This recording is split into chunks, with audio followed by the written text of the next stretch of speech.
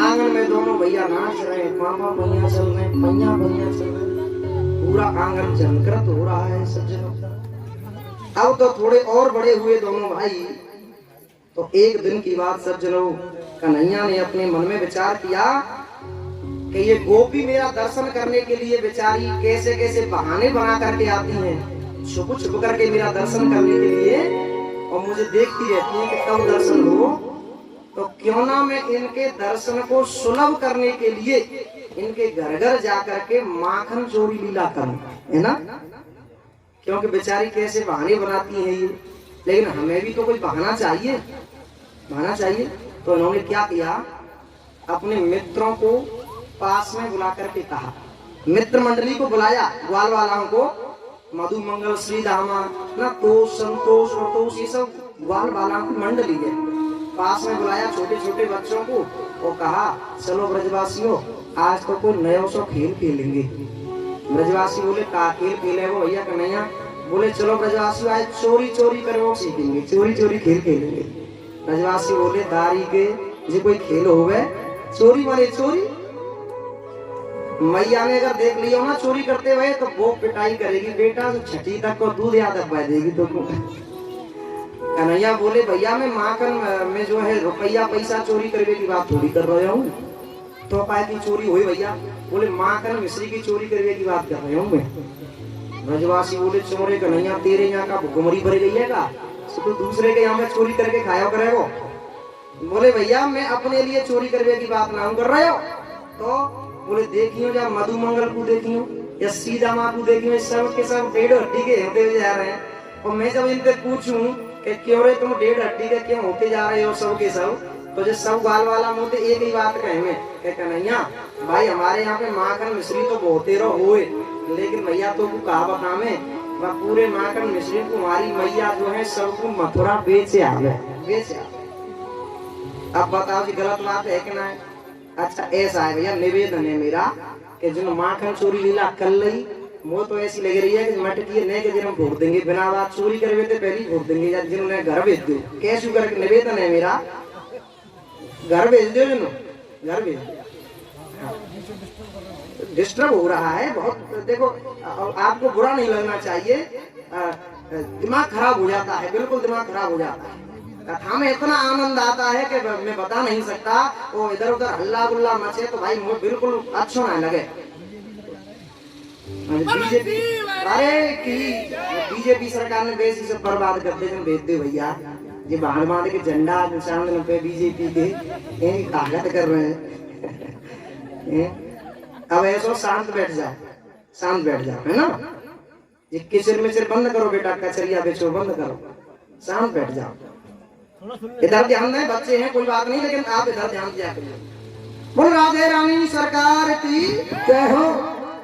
ब्रजवासी बोले भैया कन्हैया हाँ जा बात में तो तेरी में दम है भाई, हमारी भैया सबरो माखन बेचे आवे, बताओ गैयन की सेवा तो हम करें, और गैयन के गोरस को आनंद जो है मथुरा के जो है कंस के सेवक ले में, ये गलत बात है भाई। एक काम करो कि घर घर जाके माखन पहली तो पहले चुराए के गोविंदाय नमो नमः कर जाओ, खा जाए सब। अच्छा ठीक है भैया। तो भैया कन्हैया कहाँ पे चोरी करी जाए पहले से तो बता। बोले एक काम करो कि पहले तो अपने घर में चोरी करिए तो अभ्यास करो, पकड़े जावे तो घर की बात है कोई बात ना, दूसरे के घर में तो बाद में देखेंगे, चोरी करके बाद में देखेंगे।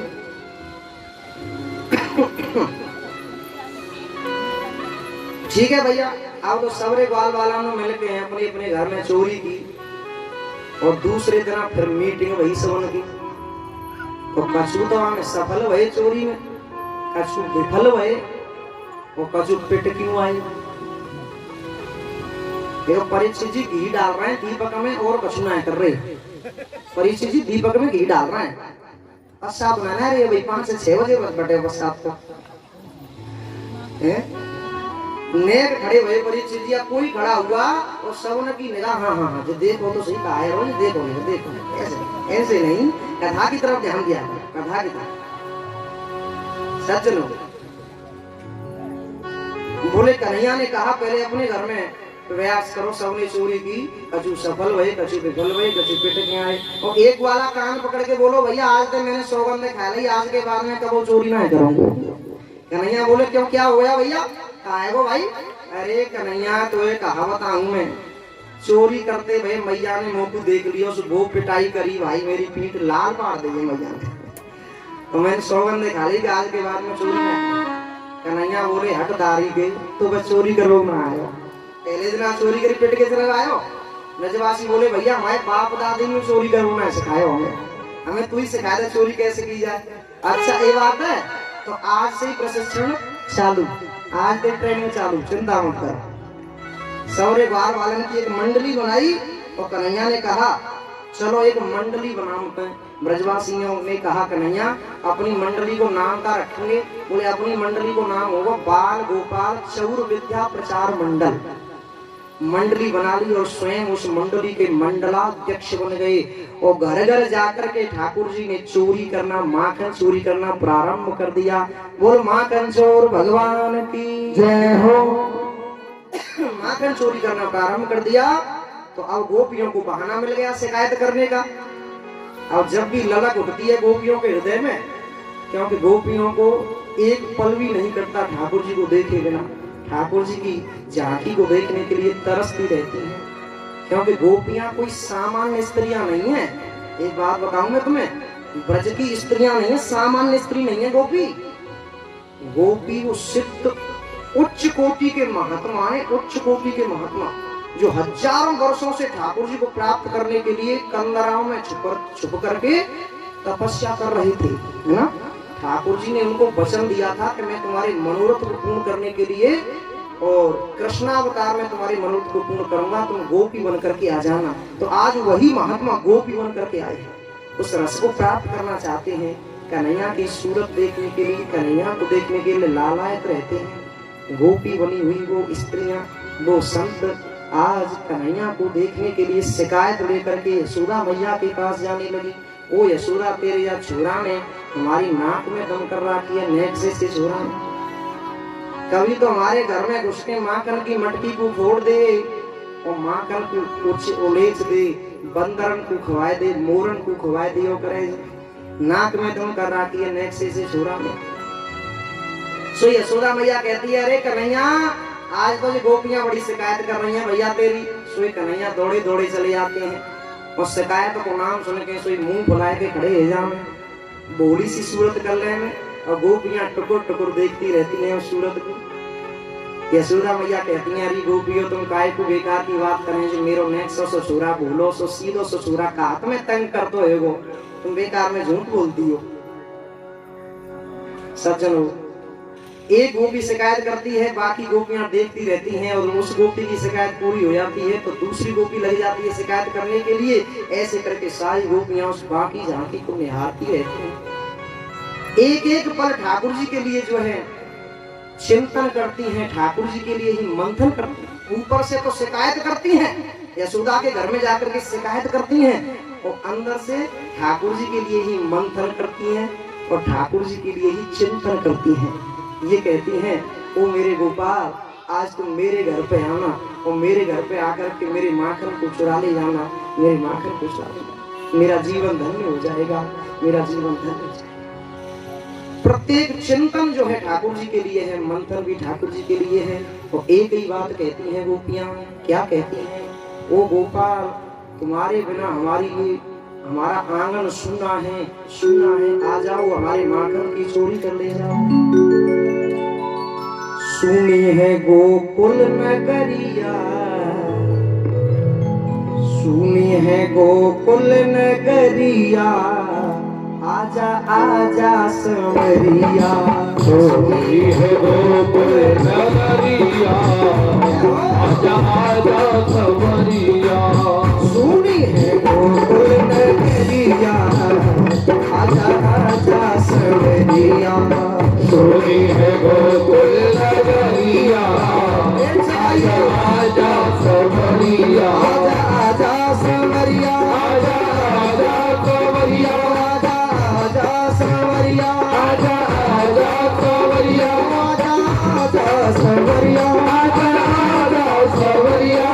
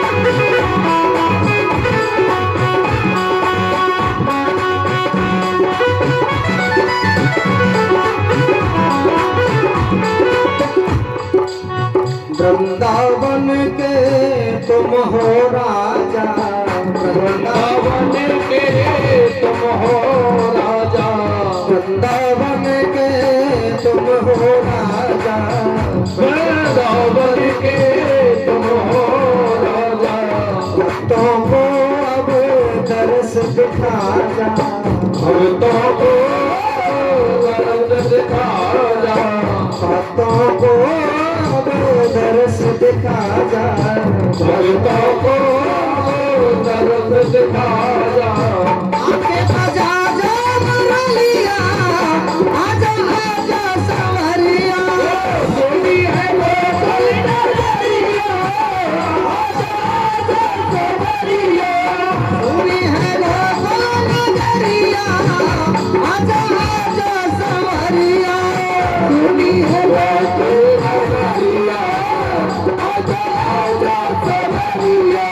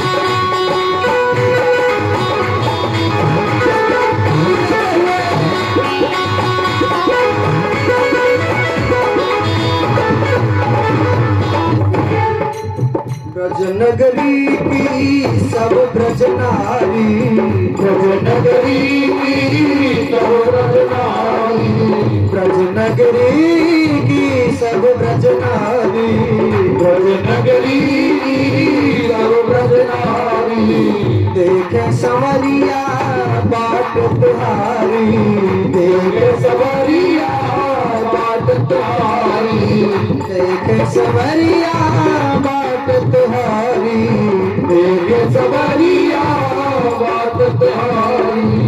तुझको ढूंढे गुजरिया, तुझको ढूंढे गुजरिया, आजा आजा संवरिया, सुनी है गोकुल नगरिया, आजा सवरिया। सुनी है गोकुल नगरिया, आजा आजा संवरिया, सुनी है गोकुल नगरिया, आजा आजा सवरिया। गोकुल नगरिया, आजा आजा संवरिया, सुनी है गोकुल नगरिया, आजा आजा सवरिया। आजा संवरिया, आजा सवरिया, आजा आजा संवरिया, आजा सवरिया, आजा आजा संवरिया, आजा आजा सवरिया, आजा आजा संवरिया, आजा आजा सवरिया। सुनी है गोकुल नगरिया, आजा आजा संवरिया, सुनी है गोकुल नगरिया, आजा आजा सवरिया। सुनी है गोकुल नगरिया, आजा आजा संवरिया, सुनी है गोकुल नगरिया, आजा आजा सवरिया। आजा संवरिया, आजा सवरिया, आजा संवरिया, आजा सवरिया। आजा आजा संवरिया।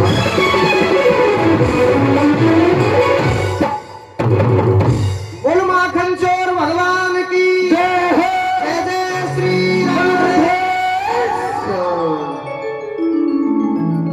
सज्जनों, ऐसे करके ठाकुर जी लीला करने लगे।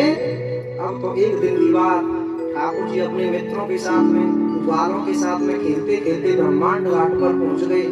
और ब्रह्मांड घाट पर पहुंच करके ब्रजवासियों से छुप करके माटी का डेला उठाया।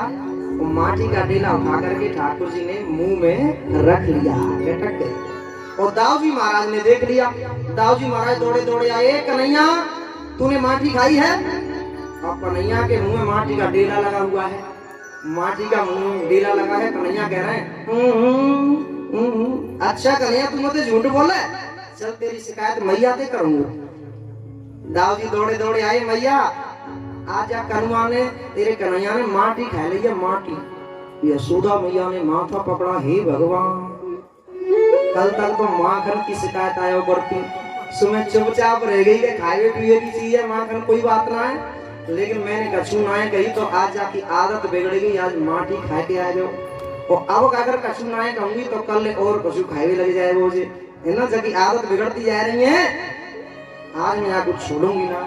मैया ने हाथ में सांटी ले ली, वो हाथ में सांटी लेके कन्हैया को कान पकड़ लियो।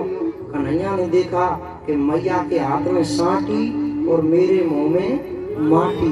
आज तो पिटाई निश्चित पड़ेगी। अब मैं रुक रही काऊ, आज पिटेंगे, आप तो पिटेंगे। मैया ने कहा है चटोरे कन्हैया सही सही बता तूने माटी खाई है? कन्हैया बोले मैया मैंने बिल्कुल माटी नहीं खाई, झूठ बोल दिया, बिल्कुल माटी नहीं खाई। अच्छा तो ये सवरे ग्वाला झूठ बोल रहे हैं जे? बोले हाँ सर्वे मिथ्या विशंसिनः, ये सवरे ग्वाला झूठे हैं, मिथ्यावादी हैं जी, बिल्कुल झूठे हैं जे। अच्छा कल तक तो गोपियां झूठी हैं, आज ग्वाल वाला झूठे, तो क्या पूरे ब्रजमंडल में कोई सत्यवादी हरिश्चंद्र पैदा होगा? बोले मैया तो को विश्वास ना है रहे हो तो मैं तेरे समक्ष खड़ा हूँ, मेरा मुंह खुलवाए के देख ले, तो विश्वास ना है? हाँ मुंह खुलवाए के देखूंगी तब मानूंगी। आहा अब तो कन्हैया मुंह खोलने वाले थे सज्जनों, लेकिन ठाकुर जी की ऐश्वर्य शक्ति ने अपने मन में विचार किया कि आज मेरे ठाकुर जी मुंह खोल देंगे और मेरे ठाकुर जी के मुंह में मिट्टी लगी हुई है, और मैया ने अगर देख ली मिट्टी तो भाई अभी मेरे ठाकुर जी की पिटाई कर देगी। तो क्या एक जीवात्मा के हाथों परमात्मा की पिटाई होगी क्या? ऐसा मन में विचार किया, और कन्हैया ने जैसे ही मुंह खोला तो कन्हैया के मुख में ठाकुर जी की ऐश्वर्य शक्ति प्रकट हो गई। माने यशोदा मैया को ठाकुर जी के मुंह में पूरा ब्रह्मांड दिखाई देने लगा। बाग बगीचे नदी नाले पर्वत पहाड़ और जो है समुद्र दिखाई देने लगे, चंद्रमा सूर्य और न जाने कौन कौन से लोग दिखाई, सातों लोग दिखाई। अब तो मैया थर थर कांप गई, डर गई। ओहो मेरे छोरा के मोड़े में जिका बन गो, जिका बडंबर है, जिका बवंडर है भैया, जिका चमत्कार है। थर थर कांप रही है मैया। मैया को पूरे मुंह में जो है पूरा ब्रह्मांड दिखाई देने लगा। ओ मेरे छोरा के मोड़े में जिका हते आ गई, जिकाऊ देवता ने या तो माया कर दी, या मैं कहूँ सपनों देख रही हूँ, या तो मैं सपना देख रही हूँ, या किसी माया देवता ने माया कर दी। आंखों को मल रही है कि मैं कहूँ सपनों तो ना देख रही। भोली वाली मैया क्या देखने लगे? कोटिन चतुरा, कोटिन चतुरानन गौरी सा, कोटिन चतुरानन गौरी सा, कोटिन चतुरानन गौरी सा, कोटिन चतुरानन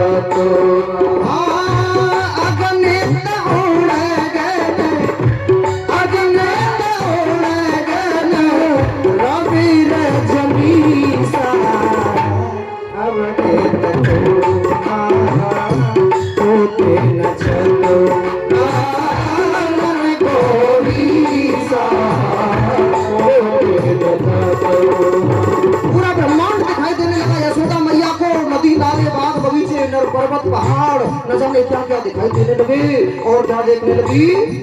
अग्नि तलोक बाल चमकाला, अग्नि तलोक बाल चमकाला, अग्नि तलोक अग्नि तभूधर, अग्नि तभूधर भूमि विशाला, अग्नि तलोक, अग्नि तलोक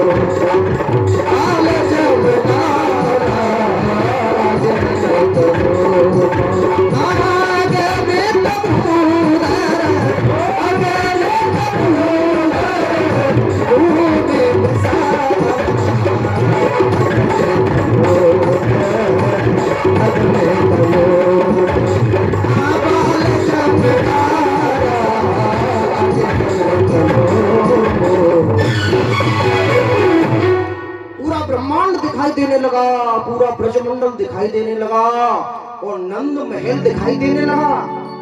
और नंद महल में माता यशोदा कन्हैया को डंडा लेकर के दंडित कर रही है। ये दृश्य भी माता यशोदा ने कन्हैया के मुंह में देखा। पूरी मैया जी का है गयो मेरे छोरा, ये क्या है वो मेरे छोरा को, मेरे नेक से छोरा के मोड़े में पूरा ब्रह्मांड दिखाई दे गए। ये क्या हो गया? मैया कांप गई, डर गई बेचारी। अपने मन में सोचने लगी, आहा अब तो मैं समझ गई कि जी मेरो छोरा ना है, जी निश्चित रूप से भगवान है, भगवान है। भगवान समझ करके अपने छोरा को प्रणाम करने लगी, हाथ जोड़ करके। तभी ठाकुर जी ने उसका हाथ पकड़ लिया, मैया को हाथ पकड़ लिया। मैया तू क्या कर रही है, क्या कर रही है? सही सही बताइयो मैया, तूने मेरे मुंह में माटी देखी क्या? मैया बेचारी डर के मारे माटी की तो बात ही भूल गई। मैया बोली, बेटा तू माटी की बात कर रहा है, तेरे मुंह में तो पूरा उत्तरांचल भरो पड़ो भैया। ए भैया तू कैसी बात कर रही है, बाबरी जैसी। मेरे नेक से मोड़े में पहाड़ नदी बाढ़ बाढ़ बीच से कहां आ जाएंगे? तू पागल जैसी बातें खाई करे मैया।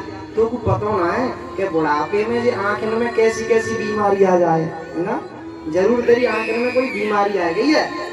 हाँ बेटा, सोई तो मैं कहूँ कि मेरे छोटे से छोरा के मोड़े में जो सब नाल बाग बगीचे नदी नाले कहां आ जाएंगे। जरूर बेटा जी मेरी आंखन की कोई कमी है, जरूर कमी। बोली वाली मैया पहले जैसा प्यार करने लगी, कन्हैया को उठा करके छाती से लगा लिया। ऐसे करके ठाकुर जी जो है आनंद दे रहे हैं नंद और यशोदा को। एक दिन की बात सज्जनों, ठाकुर जी तंग कर रहे थे यशोदा मैया को। यशोदा मैया ने दूध पिलावे के लिए गोदी में ले लिया, कन्हैया को स्तनपान करा रही थी। तभी कन्हैया ने क्या किया, बोले मैया एक बात पूछ रहा हूँ तोते। हाँ बेटा पूछ क्या पूछेगा? मैया एक ही बात बता दे। क्या? बोले तो दूध प्यारो लगे कि पूत प्यारो लगे? मैया जब बात को सुन के बड़ी जोर से हंसने लगी। कैसी बात करे लाला, तेरे सामने ये दूध का चीज है बेटा, तेरे सामने ये दूध का चीज है, दूध दही बेटा। ये दूध दही तो मैं जाके ताई बचा के रखूं कि मेरो बेटा जब खूब बड़ो हो जाएगा ना तो दूध पी के दूध दही खाए के जो है अच्छो खासो पहलवान है जाएगा, हट्टो खट्टो पहलवान। जाके कहीं मैं दूध बचा के रखूं बेटा, नहीं तेरे सामने ये दूध दही का चीज है। कन्हैया सोच भी लगे, बड़ो प्यार करे अपने बेटा से मैया। इतनी देर में क्या देखा, यशोदा मैया देख रही है कि चूल्हे पे दूध उफन रहा है। अभी दूध रख के आई है ना गैस पे, गैस नहीं पहले चूल्हे थे, चूल्हे पे दूध बन रहा था। और यशोदा मैया ने देखा, पूरे कन्हैया मेरो दूध बन गयो।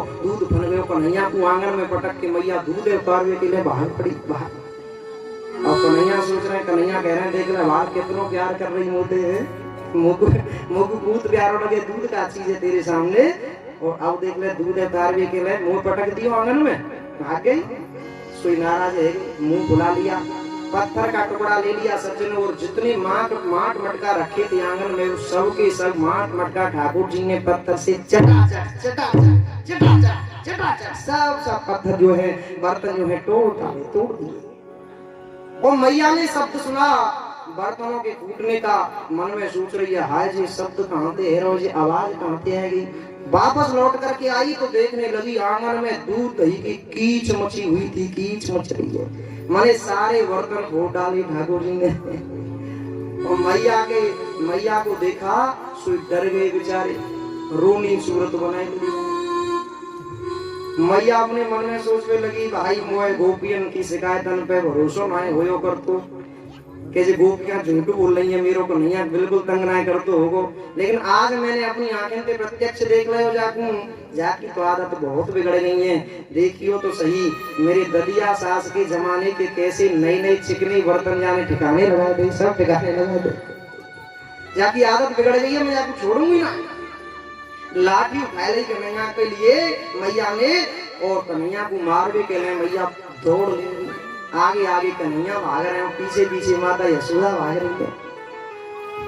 सुखदेव जी कहते हैं परीक्षित कर ले दर्शन, ऐसो भाग तो भयो ब्रह्म को देख कहने लेना ना मिले वो ना। आगे श्री कृष्ण भाग रहे हैं और पीछे माता यशोदा भाग रही है लाठी लेकर के हाथ में। वो यशोदा मैया कहती है कन्हैया बेटा ज्यादा तंग मत करे, राजी बाजी के हाथ में आ जा, नहीं आज तो बहुत पिटाई करूंगी तेरी आज में। अब कन्हैया डर के मारे भाग रहे हैं। कन्हैया बोले मैया तू हमको मारेगी, जाके तहीं भाग रहे हैं। मैया बोली बेटा तू राजी बाजी ते मेरे हाथ में आ जाएगा तो बिल्कुल नहीं मारूंगी। अच्छा तो क्या करेगी मैया, मारेगी नहीं तो क्या करेगी? बोले बेटा आज तो तेरी जम के पूजा करूंगी, आज तो तेरी आरती उतारूंगी। कन्हैया बोले मैया मारेगी नहीं तो ये डंडा काहे ले रखो तेने हाथ में, डंडा काहे ले रखो? मैया बोली अरे बेटा कन्हैया तो पता ना है बुढ़ापे में तो ये डंडा सबन को सहारा बन जाए, जैसे मैया अम्मा ले कह रही है ना डंडा पीस देखो बुढ़ापे में सबन को सहारा बन जाए, बुढ़ापे में डंडा है ना। ले बेटा लेकिन पर तू तो मेरा सहारा तो तू है बेटा, ले मैंने फेंक दो डंडा, भाई अम्मा ने डंडा फेंक दो, यशोदा मैया ने डंडा फेंक दिया, ले ले बेटा मेरे डंडा फेंक दो, तू तो मेरा सहारा तो तू है बुढ़ापे को। डंडा फेंक दियो। वो यशोदा मैया के पास में कन्हैया पूजा करवावे के लिए आए गए। असू समझे ही ना, पूजा करवावे के लिए आ गए। तुरंत कन्हैया को हाथ पकड़ लियो दारी के, आज बताऊंगी तुम्हें मैं, बड़ी तंग करी हूं तेने मैं, आज बताऊंगी चल। ले आई कन्हैया को और ला करके ऊखल से बांधने लगी, ऊखल से बांधने लगी। लेकिन जब रस्सी से बांधने लगी मैया तो रस्सी 2 अंगुल छोटी पड़ गई। मैया ने सोची ला रस्सी छोटी है और रस्सी जोड़ दूं, घर में अंदर गई दौड़ी दौड़ी एक और रस्सी ले आई, रस्सी में रस्सी जोड़ दी। लेकिन जब बांधने लगी तो दोबारा से वो रस्सी 2 अंगुल छोटी फिर पड़ गई। मैया की आंख भटकने लगी, आश्चर्य जिता चक्कर है। मैया फिर गई भगी भगी अंदर और घर में जितनी वो रस्सी पड़ी वो सारी रस्सियों को उठा लाई और सारी रस्सियों में जोड़ दी। लेकिन बांधने लगी तो दोबारा से फिर 2 अंगुल छोटी फिर पड़ गई। अब तो मैया गुस्सा में भाग के गई माटिया सिकंदरा छिपी टोला, और छिपी टोला जाके मैया 2 बंडल खरीद के ले आई, नई 2 बंडल, और 2 बंडल खरीद के लाई, रस्सी में रस्सियां जोड़ दी। लेकिन बांधने लगी तो दोबारा से फिर 2 अंगुल छोटी पड़ गई। मैया सोच भी लगी कन्हैया तेरी लीला समझ में ना आया, मैं बेटा सही सही बता दे तू क्या कर रहा है, करे जे सज्जनों 2 अंगुल छोटा बड़ा उंगली, 2 अंगुल जो छोटी बड़ी रस्सी, इसका कारण क्या है? इसके कई कारण हैं, लेकिन मूल रूप से कारण एक ही है, भक्त का परिश्रम। जरा ध्यान दें, भक्त का परिश्रम और भगवत कृपा, इन दोनों की पूर्णता में ही भक्त भगवान को बांध सकता है। भक्त कमर कस ले कि मुझे परमात्मा को बांधना है, मैं बांध के रहूंगा, पकड़ के रहूंगा, इसके लिए चाहे मुझे कुछ भी साधन करना पड़े, कोई भी पुरुषार्थ करना पड़े, कमर कस ले, दृढ़ संकल्प कर ले, तो फिर ठाकुर जी को दया आ जाती है, तो फिर वो भक्त के बंधन में बंध जाते हैं। मैया ने खूब प्रयास किया, लेकिन जब मैया पसीने में लथपथ हो गई बेचारी बड़ी बूढ़ी मैया, तो फिर ठाकुर जी को दया आ गई। दया आ गई तो मैया को बंधन स्वीकार कर लियो मैया ने, कन्हैया ने। दाम माने बंधन और उदर माने पेट, पेट से बंधन बांधा है, इसलिए नाम पड़ गया दामोदर। बोलो दामोदर भगवान की जय हो। भगवान आज दामोदर बन गए, ऊखल से बांध दिया। बेटा अब बंध्योरे ने देर तू जाते, जब तेरी अकल ठिकाने आवेगी, बना रहे भूखा पैसा। कन्हैया को अकेला छोड़ दिया। कन्हैया चिल्लाने लगे मैया मोकू छोड़ दे, मैया मोकू मुक्त कर दे, लेकिन मैया भाग गई वहां से। सुखदेव जी कहते हैं परीक्षित ले दर्शन कर ले ऐसे ब्रह्म के, हैं जो मैया से मुक्ति मांग रहा है। पूरा संसार पूरा विश्व इससे मुक्ति मांगता है, मुक्ति की याचना करता है कि हमें इस बहुबंधन से मुक्ति दे दे। आज वही पूर्ण ब्रह्म परमात्मा मैया से मुक्ति की याचना कर रहा है, याचना कर रहा है। मेरे ठाकुर जी कैसे लीला कर रहे हैं। ऊखल में बांध दिए, लेकिन ऊखल को घसीटते हुए आंगन में डोलने लगे। नंद के आंगन में 2 अर्जुन के वृक्ष खड़े थे, अर्जुन के वृक्ष। उन अर्जुनों के वृक्षों के बीच में से ऊखल को निकाल के ले गए कन्हैया। ऊखल अटक गया वृक्षों के बीच में और एक झटका लगा दिया कन्हैया ने, तो वो दोनों वृक्ष टूट करके धरती पे गिर पड़े। लेकिन उन वृक्षों में से 2 दिव्य पुरुष प्रकट हो गए। परीक्षित जी ने पूछा महाराज जी कौन थे ये? बोले ये कुबेर के बेटा थे, नल कुबर और मणिग्रीव। कुबेर के बेटा जिनको नारद जी ने साप दे दिया था वृक्ष बनने का। नारद जी के सामने एक दिन स्नान कर रहे थे नदिया में, लेकिन नारद जी के आने पर भी ये निर्वस्त्र खड़े रहे नारद जी के सामने। तो नारद जी को गुस्सा आ गई, बोले मूर्ख कहीं के, पागल कहीं के, तुम जड़ों की तरह निर्वस्त्र मेरे सामने निर्लज्ज होकर के खड़े हो, जाओ तुम वृक्ष बन जाओ। वृक्ष बनने का साथ दे दिया, चरणों में गिर पड़े। तो नारद जी को दया आ गई, कहने लगे तुम वृक्ष तो बनोगे, मेरा साथ मिथ्या नहीं होगा, लेकिन तुम कोई सामान्य वृक्ष नहीं बनोगे, नंद के आंगन के वृक्ष बनोगे। और नंदलाल प्रभु तुम्हारे नीचे क्रीड़ा करेंगे, खेलेंगे, और एक दिन वही तुम्हारा उद्धार कर देंगे। तो आज नारद जी के वचन का सम्मान करते हुए ठाकुर जी ने कुबेर के बेटा नल कुंवर और मणिग्रीव का उद्धार कर दिया। और कृष्ण कन्हैया लाल की जय हो। उद्धार कर दिया, लेकिन इस घटना से नंद बाबा बड़े व्यथित हो गए, बड़े परेशान हो गए, चिंतित हो गए। उन्होंने एक आपातकालीन मीटिंग बुलाई और आपातकालीन मीटिंग में उन्होंने एक प्रस्ताव रखा। बोले भैया ब्रजवासियों, अब मैंने निश्चय कर लिया है कि अब मैं जा घर में एक पल भर भी नहीं ठहरूंगा। क्यों? क्योंकि मैंने अनुभव किया है कि जब से मेरा छोटा छोरा पैदा भय हुए तब तेजा घर में रोजाना उपद्रव आए रहे। इसलिए मैंने निश्चय कर लिया कि मैं इस घर को छोड़ दूंगा, इस जगह को छोड़ दूंगा। कितना प्यार करते हैं बाबा, अपने बच्चे के लिए पूरे महल को ठुकरा दिया, छोड़ दूंगा। तो ब्रजवासियों ने कहा कि बाबा फिर कहाँ जाओगे, कहाँ जाओगे? बोले बताऊं। उपनंद ने कहा खड़े होकर के, बाबा मुझे पता है, मेरी तलाश में एक स्थान है, बहुत सुंदर स्थान है, दरबारी में बहुत सुंदर स्थान है। कहने लगे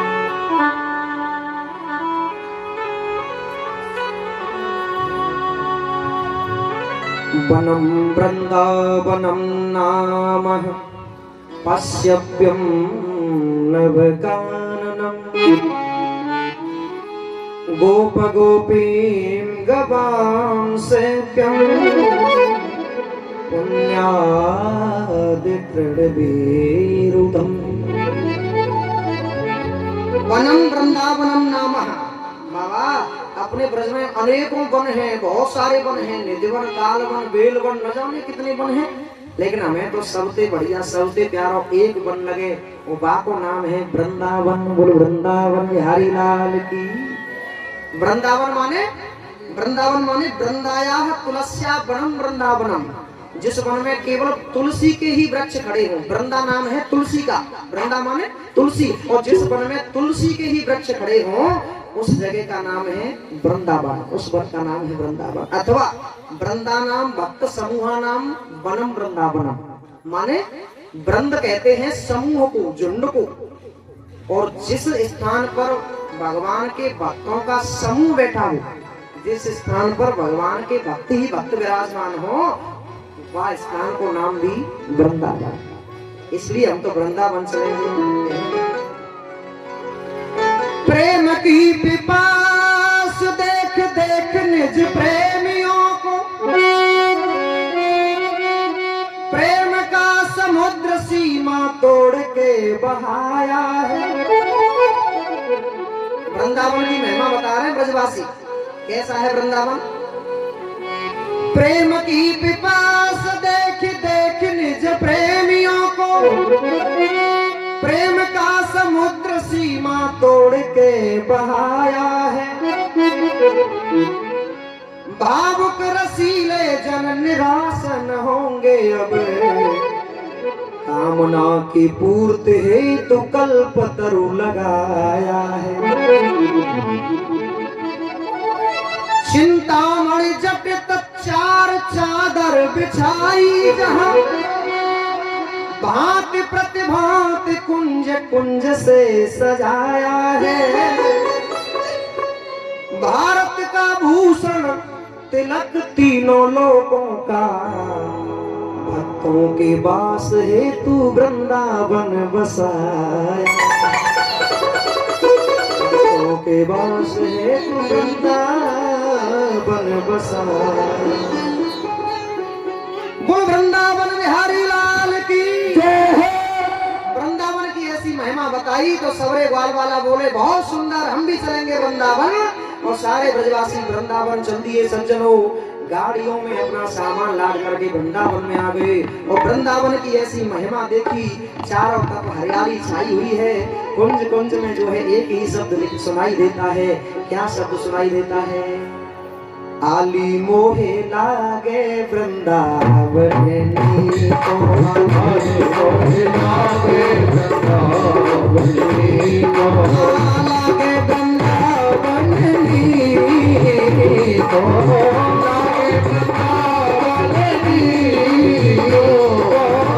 लागे वृंदावन को, लागे वृंदावन काली री मोहे लागे वृंदावन को, काली री मोहे लागे वृंदावन को, सखी री मोहे लागे वृंदावन को, सखी री मोहे लागे वृंदावन को।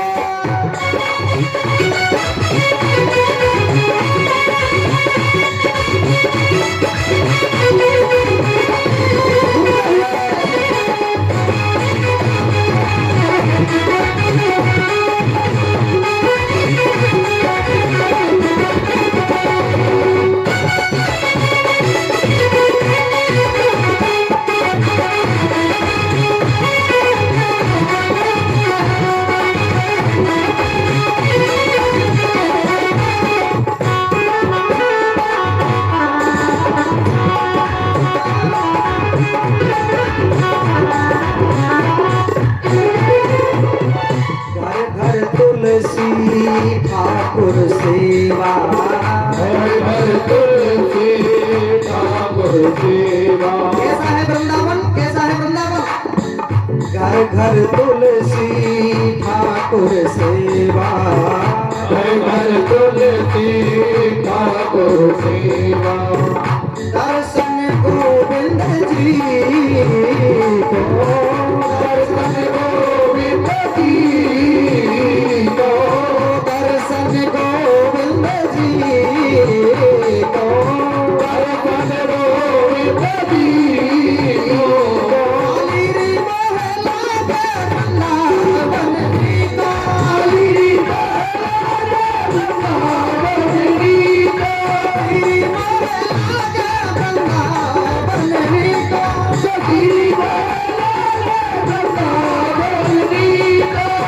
कुंजन कुंजन फिरत राधे का, कुंजन कुंजन फिरत राधे का, कुंजन कुंजन फिरत राधे का, कुंजन कुंजन फिरत राधे का, शब्द सुनत मुरली को, शब्द सुनत मुरली को, शब्द सुनत मुरली को, शब्द सुनत मुरली को, तेरी मोहे लागे वृंदावन की को, काली री मोहे लागे वृंदावन की को, काली री मोहे लागे वृंदावन की को, सखी री मोहे लागे वृंदावन की को।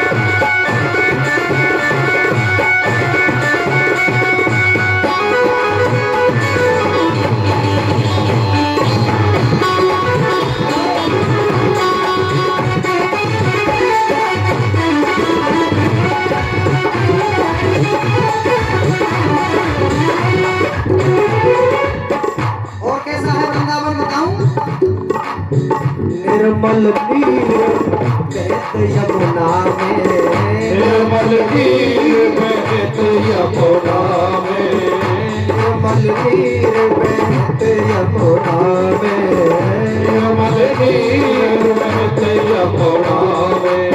भोजन दूध दही को, भोजन दूध दही को, भोजन दूध दही को, भोजन दूध दही को। मेरी महला में वृंदावन की को, मेरी महला में वृंदावन की को, मेरी महला में वृंदावन की को, मेरी महला में वृंदावन की को।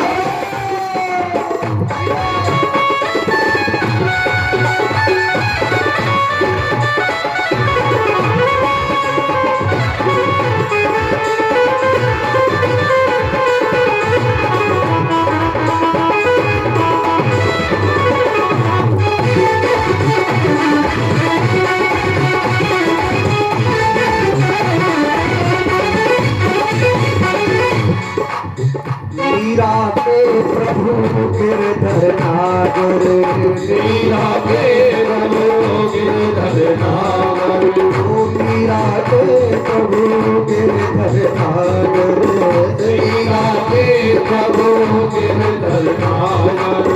भजन बिना नर भी को, भजन बिना रही को। मीरा जी का पद है, मीरा जी बाई का, मीराबाई का। और मीराबाई एक ही बात कहती हैं, क्या बात कहती है मीराबाई? मीरा के प्रभु गिरधर नागर, मीरा के प्रभु गिरधर नागर, ओ मीरा के प्रभु गिरधर नागर, मीरा के प्रभु गिरधर नागर।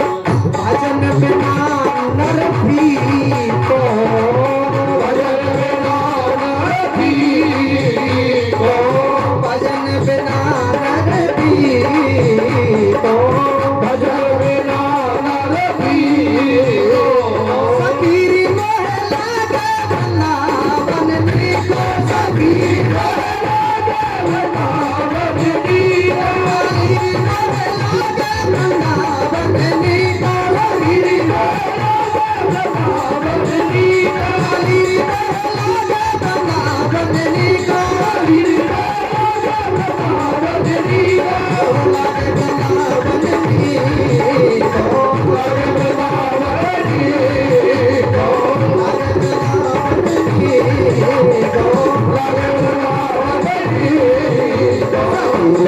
लागे वृंदावन की को, सखी मोहे लागे वृंदावन की को, लागे वृंदावन की को, लागे मोहे लागे वृंदावन की को, सखी मोहे लागे वृंदावन की को, सखी मोहे लागे वृंदावन की को, लागे वृंदावन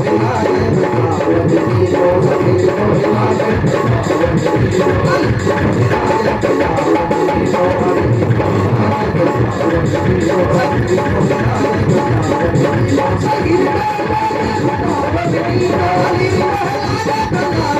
को, लागे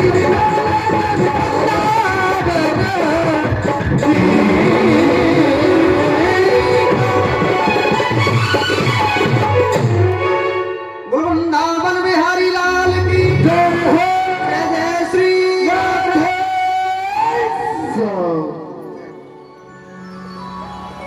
ऐसे वृंदावन को जब ठाकुर जी ने देखा, दोनों भैयाओं ने देखा, तो ठाकुर जी का मन मुग्ध हो गया वृंदावन को देख करके। और मेरे वहां के बिहारी मैया के पास में आकर के बोले, मैया अब तो हम जा वृंदावन में गैया चरायो करेंगे गैया। यशोदा मैया बोली, कन्हैया अभी तो 4 साल को भयो बेटा, अपने आप को भी नहीं संभाल पावे तो गैयन को कहा संभाल पावे हो। सोई कन्हैया को मुंह लटक गयो। मैया बोली, बेटा तेरी ज्यादा इच्छा है तो एक काम कर, तू गैयन तो बाद में चरायो करियो, पहले तुझे छोटे छोटे जेंगरान को चरा लाया कर, छोटे छोटे बछड़ान को चरा लाया कर। ठीक है भैया। अब तो श्री कृष्ण जो है अपने ग्वाल वालाओं के साथ में छोटे छोटे बछड़ाओं को वृंदावन में चराने लगे। एक दिन बछड़ा चराते चराते ताल वन में घुस गए, जहाँ पे देहनकासुर नाम का राक्षस गधा के रूप में घूमता था, गधा का वेश धारण करके। देहनकासुर। और सज्जनों, देहनकासुर को जो है दाऊजी महाराज ने, देहनकासुर के डर की वजह से सारे ब्रजवासी जो हैं उस वन में से फल भी नहीं खा पाते थे, डर की वजह से। इसलिए आज दाऊजी महाराज ने फलों से मुक्ति करने के लिए देहनकासुर के दोनों पैरों को पकड़ करके धरती में मार दिया। सो गोविंदाय नमो। बोलो दाऊजी महाराज की।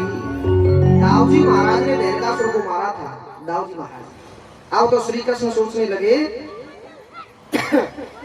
कि देहनकासुर को मार करके फलों से मुक्ति कर दी दाऊजी महाराज ने।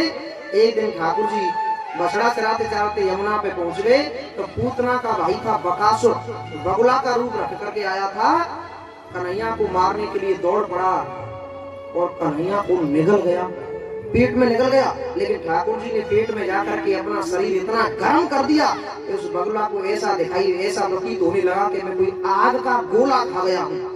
छटपटा करके उसने कन्हैया को बाहर निगल दिया और कन्हैया ने दौड़ करके उसकी चोंच को पकड़ करके बीच में से उसको चीर दिया। बोलो नंद के लाला की।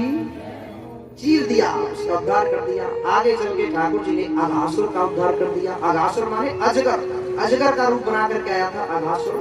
बहुत सारे राक्षस भेज रहा है कंस, लेकिन सारे राक्षसों का कल्याण करते जा रहे हैं ठाकुर जी। अब तो एक दिन की बात, कन्हैया ने सोचा कि देहनकासुर को मार करके दाऊजी महाराज ने फलों से मुक्ति कर दी, लेकिन अब हम कालिया नाग को मार करके जल की शुद्धि करेंगे। जो जल को प्रदूषित कर रहा है, यमुना के जल को कालिया नाग, तो कालिया नाग को मार करके हम जो है जल की शुद्धि करेंगे। ऐसा मन में विचार करके ठाकुर जी ने मैया से कहा, मैया अब तो जा वृंदावन में हमें बछड़ा चरामत चरामत 1 साल है गई मैया, अब तो हम बड़ी बड़ी गैया चरायो करेंगे। मैया ने कहा, कन्हैया ठीक है, तो तेरे ज्यादा अच्छा है तो ला पहले पंडित से मुहूर्त निकलवा लूं, मुहूर्त। तो मैया ने पंडित जी से मुहूर्त निकलवाया और पंडित जी ने मुहूर्त निकाल करके दिया कार्तिक शुक्ल अष्टमी बुधवार। कार्तिक के महीना में शुक्ल पक्ष में जो अष्टमी तिथि आवे, बातें हम कहें गोपाष्टमी, गोपाष्टमी आती है ना कार्तिक के महीना में, गोपाष्टमी के दिन से ही ठाकुर जी ने वन वन जाकर के गैया चराना प्रारंभ किया था। बोल गोपाल भगवान की जय हो। मेरे ठाकुर जी गैयाओं के लिए गोपाल बन गए, वन वन जाकर के दूर दूर जाकर के गैया चरा रहे हैं वन में, वृंदावन में। जय हो मेरे ठाकुर जी, जय हो मेरे गोपाल जी, गैयाओं के लिए गोपाल बन गए। और यमुना मैया पे ये मन में विचार करके पहुंच गए कि कालिया नाग को दंड दूंगा जो यमुना के जल को प्रदूषित कर रहा है। कालिया नाग यमुना में रहता है, कालिंदी में, इतना खतरनाक है, इतना जहरीला है कि उसके जहर से जो है पक्षी भी अगर उड़ करके जाता है यमुना के ऊपर होके, तो जहर की वजह से वो भी यमुना में टपक जाता है। इतना जहरीला, इतना जहरीला। अब तो गैयाओं को लेकर के पहुंच गए कन्हैया, लेकिन गायों ने वो विषाक्त जल पी लिया यमुना का, और जल पी करके गैया सबरी मूर्छित है कि धरती पे गिर पड़ी। लेकिन ठाकुर जी ने गैयाओं को कृपामयी दृष्टि से देखा, उनके ऊपर प्यार से हाथ फिराया, तो गैया पहली जैसी सुस्त तंदुरुस्त हो गई और जागृत हो गई, स्वस्थ हो गई। अब तो दंड देने के लिए कन्हैया कदम की डाल पे चढ़ गए। देखिए ये प्रसंग पुराणांतर आता है कि गेंद के बहाने कूदे थे यमुना में। ये पुराणांतर प्रसंग है, भागवत जी में इसका प्रसंग नहीं है, वर्णन नहीं है। जानबूझ करके ठाकुर जी कदम की डाल पे उसको दंड देने के लिए चढ़े थे।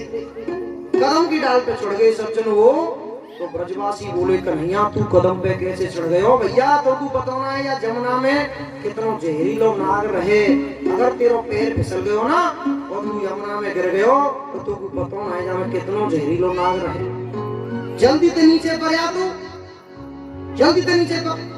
कन्हैया बोले, अच्छा कालिया नाग दे को डर पा रहे हो तुम? डर पा रहे हो? तुम्हें पता ना है ना पूरे ब्रज में मेरा राज चले। ब्रजवासी बोले, कन्हैया भाई वो तो बात सब ठीक है, पर मैया को अगर पता लग गई ना तो हमारी खबर ले लेगी, तू जल्दी कर, जल्दी कर। कन्हैया बोले, अच्छा तो तुमने काली नाग पे मुझको डर पाए भी कैसे? अब तो मैं कालिया नाग को दंड दे के ही लौटूंगा। ब्रजवासी मना कर रहे हैं लेकिन जिद पकड़ गए और सचमुच ठाकुर जी ने कालिंदी में छलांग लगा और जैसे ही छलांग लगाई कालिंदी का जल जो है 100 योजन दूर उछल गया। अब तो ब्रजवासियों ने चीत्कार करना प्रारंभ कर दिया। ओहो बुरी तरह से रोने लगे, व्यथित हो गए। हमारा कन्हैया अब नहीं बच पावे वो, काली नाग दे अब नहीं बच पावे वो। लेकिन जब ठाकुर जी यमुना में कूदे तो नाग पत्नियों ने देखा, नाग की पत्नियों ने देखा और अपने मन में विचार करने लगी, पूरी आज से पहले हमने पुरुष तो बहुत देखे लेकिन ऐसी बाकी झांकी सूरत हमने जीवन में करो न देखी। इतना सुंदर छोरा लेकिन जब जमुना में केस कूद पड़े हो जे। प्रकट हो गई नाग पत्नियां, प्रकट हो गई और कहने लगी अरे भैया तू या यमुना में कैसे कूद पड़े हो? तो तू बताना है यहाँ में हमारे पतिदेव कितने खतरनाक रहे जा जमुना में, तो पता ना है बेटा हमें तो तुम्हें बहुत तरस आवे। तो पता ना है यहाँ पे आज तक जो गिरोह है वो जीवित बच करके वापस नहीं गया है। वो तो आज बहुत बड़ा सौभाग्य बेटा कि आज हमारे पतिदेव को सोमत मिल गए। अगर जागते हुए मिल जाते ना तो तू बच करके नहीं जा सकता। अगर तू अपने प्राणों को बचाना चाहता है तो बहुत जल्दी यहाँ से भाग जा। बाई चांस पतिदेव जग गए बेटा तो तू म्यूजिक रख देंगे, आजा जाते आजा। इतने खतरनाक है पतिदेव। अच्छा कहने लगी पत्नियां भैरवी ने, ओ बेटा जा, अपने प्राण बचाना चाहता है तो जल्दी भाग जा भाग जा भाग जा, वो तो तेरा बहुत बड़ा सौभाग्य। बोली बच्चे भग जा जल्दी, बोली बच्चे भग जा जल्दी, क्यों नाहक प्राण खो रहा है, क्यों नाहक प्राण खो रहा है, क्यों नाहक प्राण खो रहा है।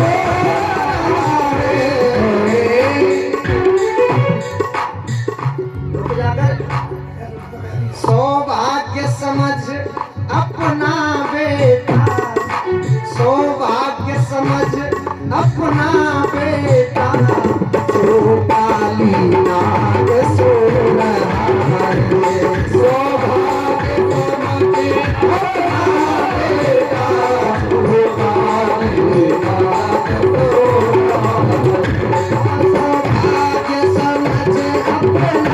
बेटा, जो काली नाग सो रहा है, सौभाग्य समझ अपना बेटा, जो काली नाग सो रहा है, सौभाग्य समझ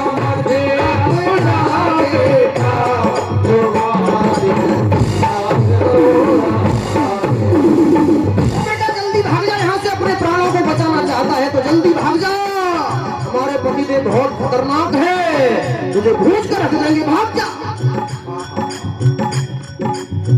अच्छा भैया इतना खतरनाक है तुम्हारा आदमी, इतना खतरनाक है। बाई चांस जिस जागत हो भयो मिल जाए तो तुम्हारा पति देव तुझे क्या कर ले तो भैया, क्या कर ले तो बोली बताऊं क्या कर लेता। अन्यथा सांस में ही इसकी, इतना खतरनाक है सांस, अन्यथा सांस में ही इसकी,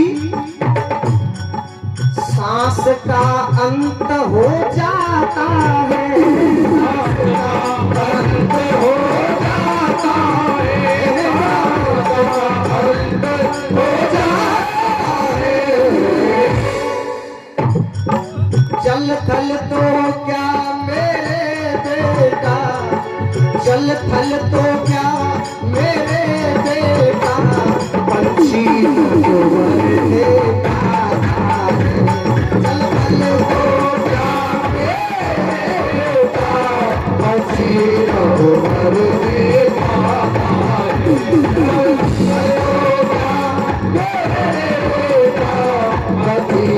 तो देखा है, अच्छा इतना खतरनाक है तुम्हारा पतिदेव? तो भैया ऐसी बात है, अगर ऐसी बात है कि इतना खतरनाक है तेरा पति तो मैया तू बेवा जगा ले आज जगा ही ले तू। हम तो बात करने के आए मिलने के लिए। जगा ले उसको। इतनी जोर से बोले कि कालिया नाग की नींद खुल गई। नींद खुल गई। कालिया नाग देखने लगा मेरे सामने एक छोटा सा बच्चा खड़ा हुआ है। आहा, इतनी देर में कन्हैया ने क्या कहा, क्या किया? अपना पैर जो है कालिया नाग की पूंछ में रख दिया और कालिया नाग क्रोध के मारे पागल हो गया। उसकी आंखें लाल हो गई, मुस्कान भरने लगा वो। इस समय कालिया नाग की आंख ऐसी दिखाई दे रही थी जैसे आग में कोई खिपरा दे दिया हो। ओहो, लाल पड़ गई आंखें, लाल पड़ गई। सोचने लगा मेरे एरिया में, मेरे क्षेत्र में ये बालक कहां से आ गया, मैं इसे जिंदा नहीं छोड़ूंगा। मेरी पूंछ पे पैर रख दिया इसने। और उसने क्या किया सज्जनों? फन फन सन सन करता ही वह, फन फन सन सन करता ही वह, मनमोहन से लिपट गया। मनमोहन से लिपट गया, मनमोहन से लिपट गया। हन हन कर फन मारता हुआ, हन हन कर फन मारता हुआ, वो बाल से छिपट गया, वो बाल से छिपट गया, वो बाल से छिपट गया। इतनी देर में तो कालिया नाग कन्हैया से लिपट गया, लिपट गया। और कन्हैया ने क्या किया सज्जनों? अपने शरीर को फुला दिया और जैसे ही शरीर को फुलाया तो उसके बंधन ढीले पड़ गए और छलांग मार करके कन्हैया उसके फन पे आ गए। फन पर आ गए। अब तो दूसरे फन से काटने का प्रयास करता है तो कन्हैया इस फन से उस फन पे कूद जाते हैं। उस फन से काटने का प्रयास करता है तो उस फन से उस पे कूद जाते हैं। 101 फन है ना, 101 फन। कभी इधर से इधर चले जाते हैं कन्हैया, कभी इधर से उधर चले जाते हैं और नाच नाच करके कूद कूद करके उसके फनों को रक्त रंजित कर दिया, खून निकाल दिया उसके फनों से। उसने खूब प्रयास किया, मुस्कान भरी, जहर की फुफकारियां छोड़ने लगा लेकिन फिर भी पार नहीं पा सका सज्जनों। विष उगल चुका चोटें कर ली। खूब प्रयास किया उसने कन्हैया के ऊपर चोट करता। विष उगल चुका चोटें कर ली, बल दिखलाया भंकारी का, बल दिखलाया भंकारी का, बल दिखलाया भंकारी का। लेकिन कुछ चारा चल न सका, लेकिन कुछ चारा चल न सका, बनबारी पे भंडारी का। लेकिन कुछ चारा चल न सका, बनबारी पे भंडारी का। लेकिन कुछ चारा चल न सका, बनबारी पे भंडारी का। बिल्कुल ही पार नहीं पड़ी उसकी कन्हैया। इधर से उधर कूदते हैं, इधर से उधर कूदते हैं। अब तो जहर की उल्टी करने लगा, जहर उगल गया, खून की उल्टी करने लगा, रक्त रंजित हो गया, अधमरा सा हो गया। उसकी सांस भी ढीली पड़ गई, सांस ढीली पड़ गई, आंख ठहर गई, पुतली ठहर गई। रुक गई सांस, रुक गई सांस, तन कांप उठा, रुक गई सांस, तन कांप उठा।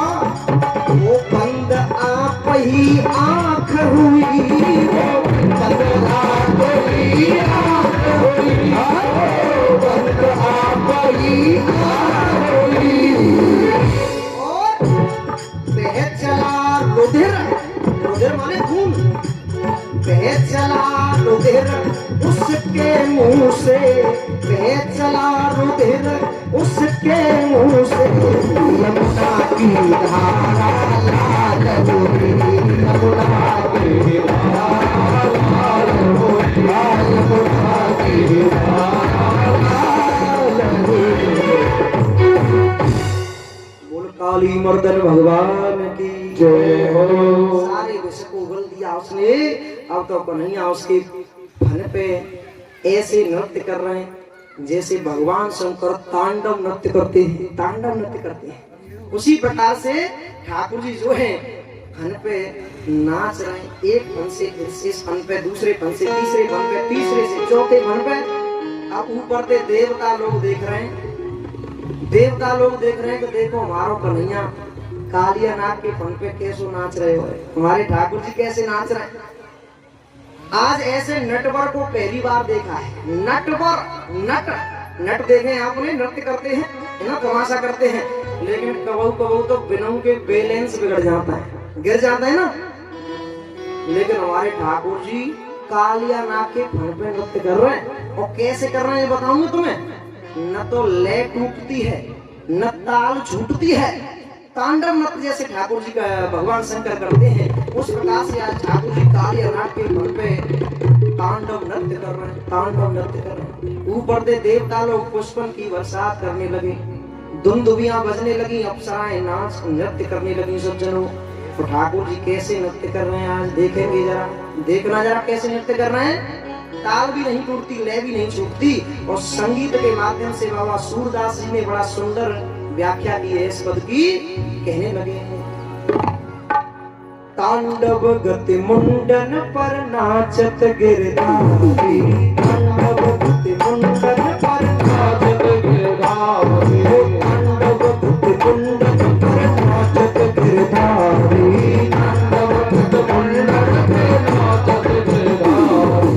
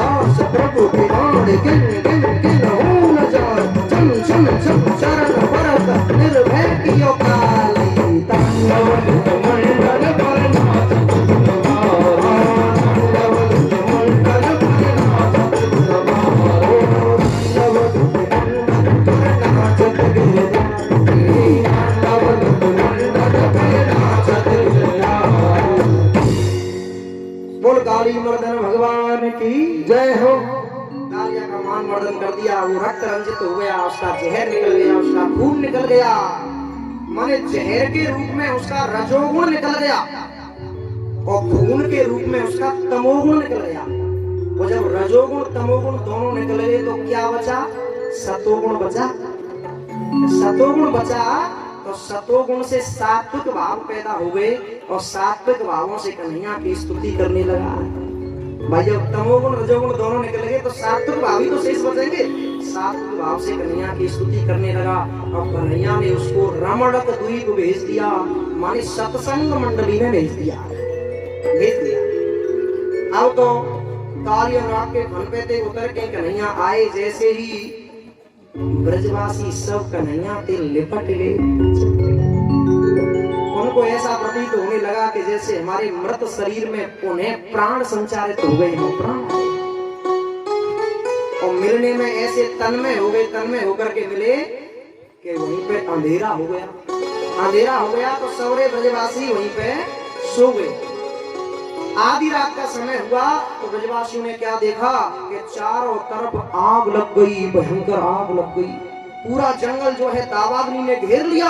अब तो सबरे ब्रजवासी घबरा गए, कन्हैया बचाओ, कन्हैया बचाओ। कन्हैया बोले ब्रजवासियों का बात की चिंता मत करो, चलो आंख बंद करो। और ब्रजवासी पे आंख बंद करवाए, भोले वाले ब्रजवासी आंख बंद कर ली। इतनी देर में ठाकुर जी ने क्या किया कि जितनी भर अग्नि लगी हुई थी जंगल में, वो सारी अग्नि को पान कर गई, माने पी गई, पानी की तरह पी गई, पानी की तरह पी। परीक्षित जी ने पूछा, महाराज जी पानी की तरह पी गए? पानी की तरह पी गए, ऐसा कैसे? बोले हाँ, इसमें क्या आश्चर्य की बात है परीक्षित, क्योंकि अग्नि का जन्म ही भगवान के मुख से होता है।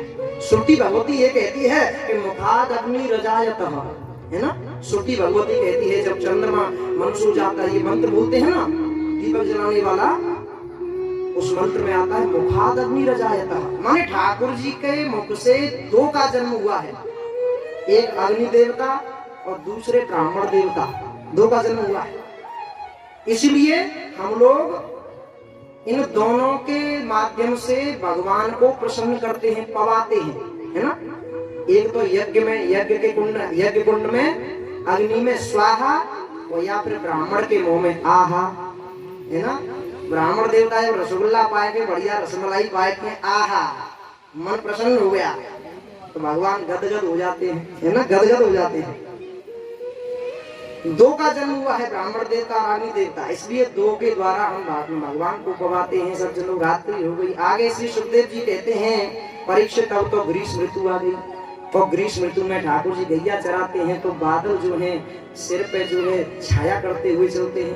ग्रीष्म ऋतु के बाद में बरसात आ जाती है, और बरसात के बाद में जो है शरद ऋतु आ गई, और शरद ऋतु इतनी सुहावनी होती है बरसात के बाद में कि नदियों का जल स्वच्छ हो जाता है, चारों तरफ हरियाली छा जाती है, घास छा जाती है, बाग उपवनों में फूल खिलने लग जाते हैं, भौरा गुंजार करने लग जाते हैं।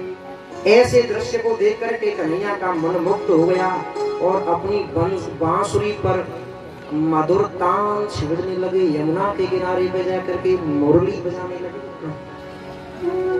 मेरे बांके बिहारी मुरली बजा रहे हैं, यमुना के किनारे पे जाकर के भौरा गुंजार कर रहे हैं, कोयल कुहू कुहू की आवाज कर रही है। ऐसी मधुर बेला में मेरे ठाकुर जी दूसरी बांसुरी बजाते। इति वेणुरवं राजन् सर्वभूत मनोहरम् श्रुत्वा व्रजस्त्रीणां सर्वे वर्णन्त्या अभिरे। बांसुरी बजा रहे ठाकुर जी, उस बांसुरी की ध्वनि को सुनकर के सर्वभूत मनोहरम, पूरा प्रकृति समुदाय जो है मनोहर हो गया, मुक्त हो गया। गैया घास करती हैं, लेकिन मुरली को सुनते ही घास करना छोड़ देती हैं और मुरली के बैंड को पाना प्रारंभ कर देती हैं। पक्षी कलरव करते हैं, नदिया में कलरव कर रहे हैं पक्षी, लेकिन मुरली का शब्द सुनते ही कलरव करना छोड़ देते हैं, घोंसलाओं में बैठ जाते हैं और उस दिव्य बैंड का पान करने लग जाते हैं।